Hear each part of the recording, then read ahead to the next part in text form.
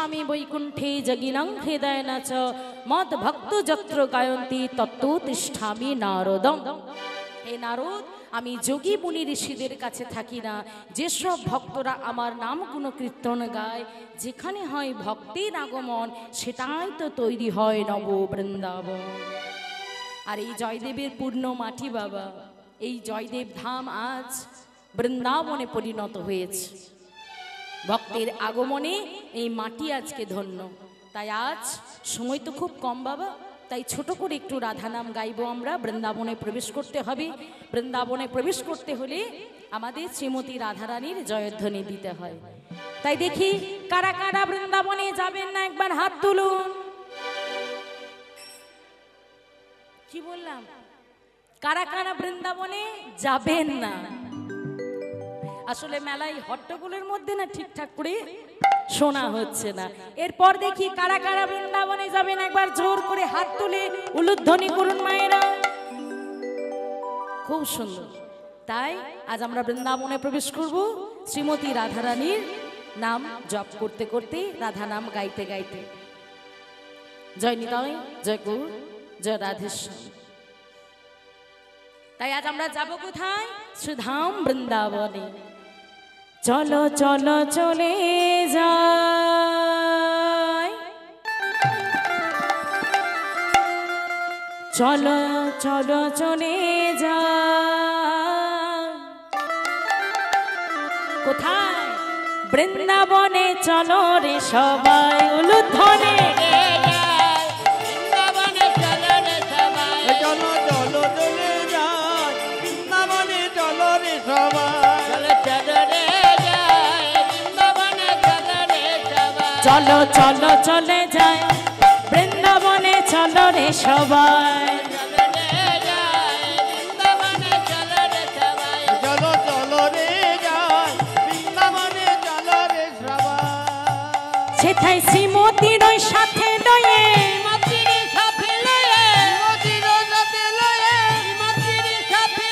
শ্রীমতীর ওই সাথে লয়ে হোলি খেলিছে কোন। চলো চলো চলে যায়, বৃন্দাবনে চলো রে সবাই।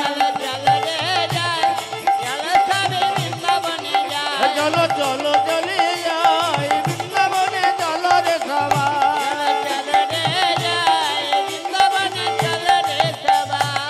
হরি বল হরি বল, সবাই মিলে দুটি বাহু উত্তোলন করে।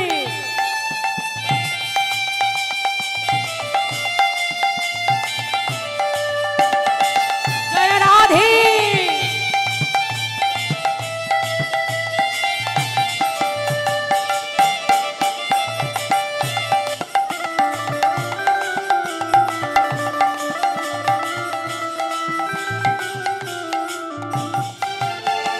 বসন্তেরই লাগে পনস গিরিধারীর মনে, বসন্তেরই লাগে পনস গিরিধারীর মনে। আগের রঙে খেলে হলি রাধা রানীর সনে, আগে হলি খেলে হলি রাধা রানীর সনে। রঙিন হলো কানুর রঙে, রঙিন হলো কানুর রঙে, রঙিন হলো কানুর রঙে। অর্থাৎ আজ হোলি খেলছে বাবা, আজ কানুর রঙে রাঙিয়ে গেছে কে? আহার রঙিন হলো কানুর রঙে, রঙিন হলো কানুর রঙে। আয়ানো ঘর নিতাই, চলো চলো চলে যায়, বৃন্দাবনে চলো রে সবাই। উলুধ্বনি। বৃন্দাবনে চলো রে সবাই, চলো চলো রে যাই, বৃন্দাবনে চলো রে সবাই। চলো চলো চলে যাই, বৃন্দাবনে চলো রে সবাই। চলো চলো চলে যায়, বৃন্দাবনে চলো রে সবাই। নিতাই গৌর হরি বল হরি বল। চলো চলো রে যাই, বৃন্দাবনে চলো রে সবাই। চলো চলো রে যাই, বৃন্দাবনে চলো রে সবাই। বলিয়ে রাধা রানী কি জয় জয় হলো, কানে গেল না, একটু জোরে হবে। বলি রাধা রানী কি, শ্যাম সুন্দর কি, জয় দেব ধাম কি, রামকৃষ্ণ সেবাশ্রম কি, প্রেমানন্দে নিতাই গৌর হরি বল হরি বল হরি বল হরি বল। প্রবেশ করলাম শ্রীধাম বৃন্দাবনে। এখানে দেখব শ্রীমতী রাধারানী আমার কেমন করে কলঙ্কিনী হলেন, আর কেমন করে আমার প্রাণনাথ আমার গোবিন্দ সেই কলঙ্কিনী থেকে মহাসতীতে পরিণত করলেন। তাই শ্রীমতী রাধারানী একাকিনী বসে, বাবা আজ একাকিনী বসে কাঁদছেন। শ্রীমতী রাধারানীর সমস্ত সখীগণ, অষ্টসখী ললিতা, বিশাখা, চম্পকলতা, সুদেবী, রঙ্গদেবী, তুঙ্গবিদ্যা, ইন্দুলেখা, চিত্রা, আজকে অষ্টসখী এসেছে রাধারানীর কাছে। এই রাধে, এই রাধে, তুই ওইভাবে কাঁদছিস কেন? কি কারণে কাঁদছিস? বলে কাঁদবো না। আচ্ছা রাধে, তুই কাঁদছিস কেন আগে বল, কারণটা কি? কান্নার কারণটা কি? বলে আমার কান্নার অনেক কারণ আছে, তবে শোন কয়েকটা কথা তোদেরকে বলি। বলে তাহলে কি বল, আমাদেরকে একটু খুলে বল, এভাবে একাকিনী বসে কাঁদছিস কেন? বলে জানিস, আচ্ছা প্রাণনাথ মানে আমার গোবিন্দ, আমার গোবিন্দকে তোরাও ভালোবাসিস আর আমিও ভালোবাসি, কিন্তু বলতে পারিস জনম আছে লোকে আমাকে কেন কলঙ্কিত করেছে? সবাই কেন বলে ওই দেখ যাচ্ছে কৃষ্ণ কলঙ্কিনী, কেন বলে বল? কাবানো জাতি মথুরায় দধি দুগ্ধ বিক্রয়া, মথুরায় দধি দুগ্ধ বিক্রয় করতে কে না যায়? তোরাও যাস আর আমিও যাই, কিন্তু জনম আছে সবাই বলে ওই দেখ যাচ্ছে কৃষ্ণ কলঙ্কিনী। তাহলে বলতে পারিস কৃষ্ণকে তোরাও ভালোবাসিস আর আমিও ভালোবাসি, কিন্তু জনমাঝে লোকে আমাকে কেন কলঙ্কিনী বলে? বলে শোন রাধে, এটা তোর আমার লেখা নয়, এটা বিধির বিধান তোকে লিখে দিয়েছে। কিছু বলবে? বলো। 5 মিনিটের মধ্যে উদ্বোধন। আর গান তাহলে এখন কি স্টক থাকবে?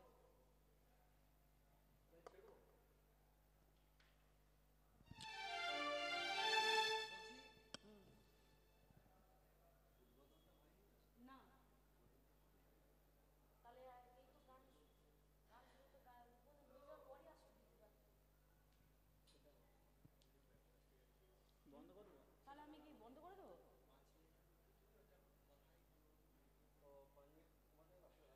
আর 5 মিনিট আসো তো, 5 মিনিট আসো,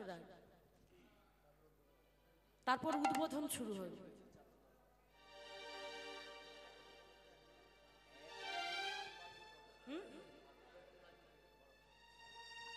বেশ 5 মিনিটের মধ্যে গান শেষ করতে হবে। ঠিক আছে, ক্ষমা চেয়ে নিচ্ছি আপনাদের কাছে, আমার হাতে বেশি সময় নেই। 5 থেকে খুব জোরের উপর আমি 10 মিনিট গাইতে পারি, তাই যেহেতু বৃন্দাবনে প্রবেশ করলাম একটু আমরা আস্বাদন করে নিই। তাই রাধারানী আজ বলছে শোন শোন, আমাকে লোকে কলঙ্কিত করেছে। বলে ঠিক আছে, এটা তুই আমি করিসনি, এটা করেছে তোর বিধি, এটা তোর বিধির বিধান, কপালে যা লিখেছে তাই হয়, তাই নাকি? এ যদি বিধির বিধান হয়ে থাকে তাহলে বলছি শুনে রাখ, এই বিধির বিধানকে আমি মানি না। আমি কি করব জানিস? তবে শোন শোন, বিধির বিধানে হম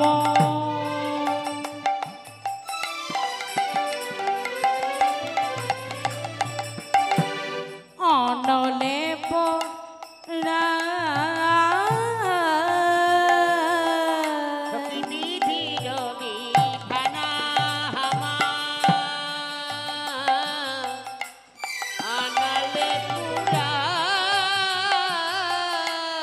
যদি সে পরণ বধূ, আর যদি সে পরণ বধূ,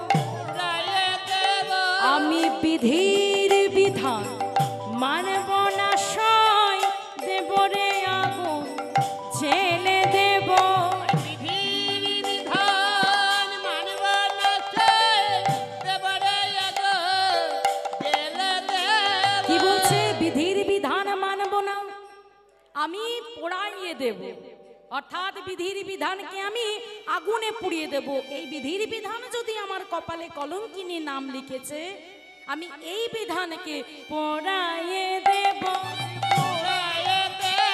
আমি বিধির বিধান পোড়াইয়ে দেব।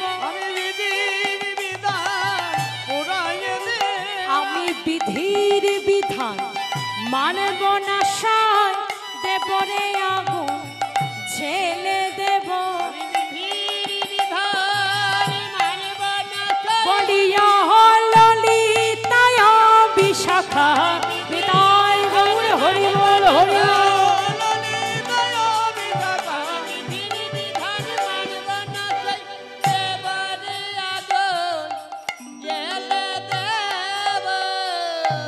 এই বিধির বিধানকে আমি আগুনে পুড়িয়ে ছাই করে দেব।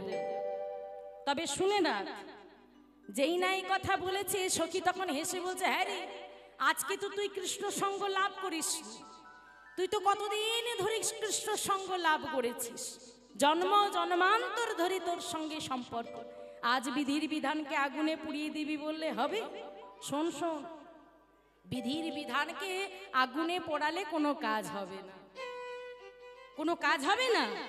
তাহলে আমি অভিশাপ দেব। অভিশাপ? হ্যাঁ, বিধির বিধানকে যদি আমি আগুন না জ্বালাতে পারি তাহলে আমি অভিশাপ দেব। আর অভিশাপটা কি দেব জানিস? অভিশাপটা কাকে দেব? তবে ভালো করে শুনে রাখ। আমার অবধূরে দেখে যারা ভাবে পর, আমার বধূরে যারা ভাবে পর, দিন দুপুরে যেন পুড়ে তাদের ঘর।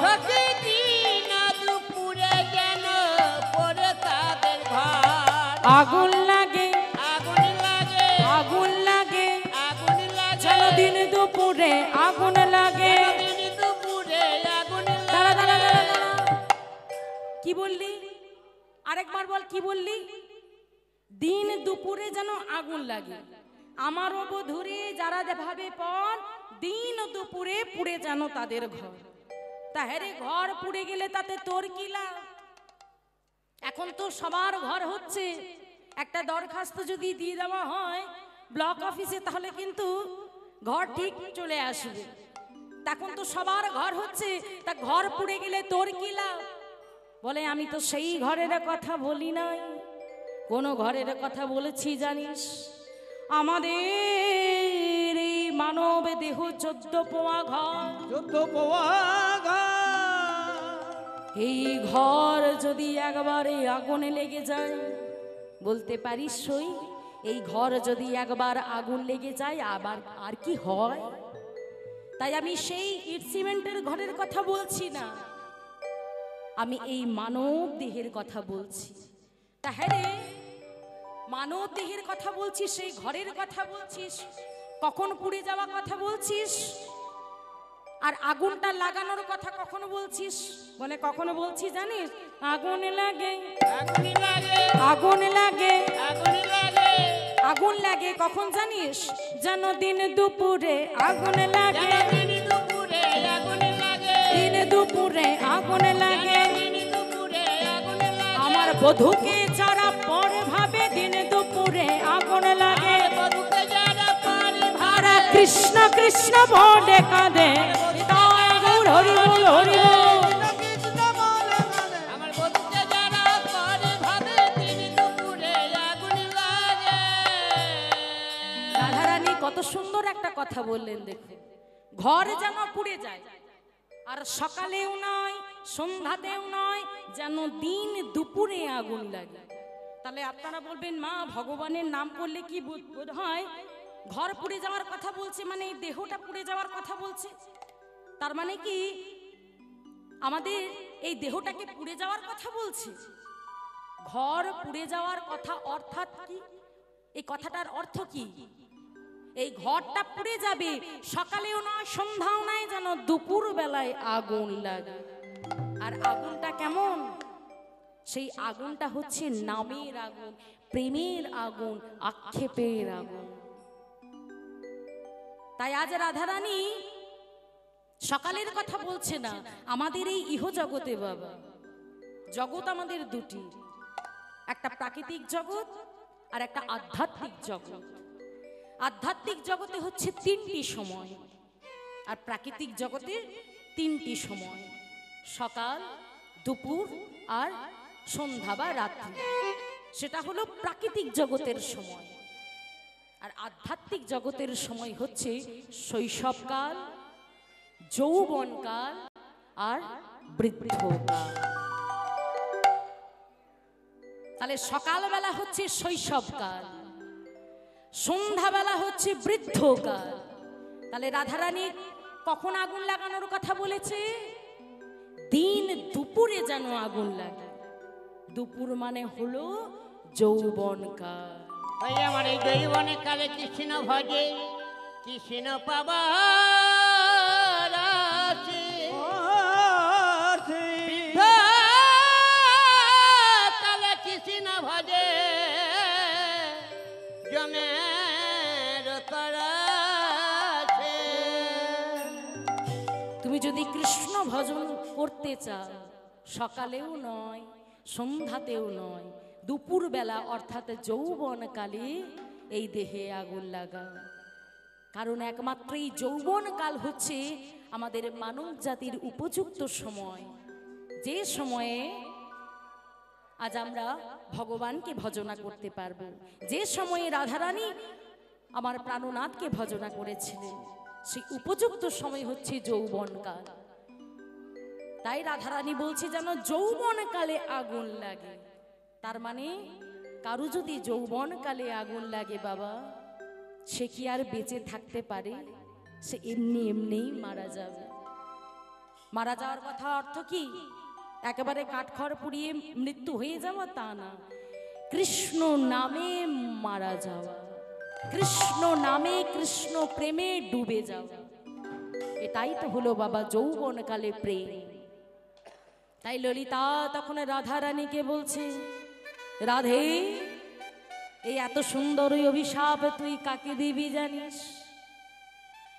তোর কৃষ্ণকে কেউ যদি পর বলে, তুই তাকেও অভিশাপ দিলি। আর অভিশাপটা যেমন তেমন নয়, দিন দুপুরে যেন ঘর পুড়ে আগুন লেগে যায়। তাই সখী রে, তোর কাছে আমি এই মিনতি করি, তুই যদি অভিশাপ দিতে চাস, তুই আর কাউকে অভিশাপ দিবি না।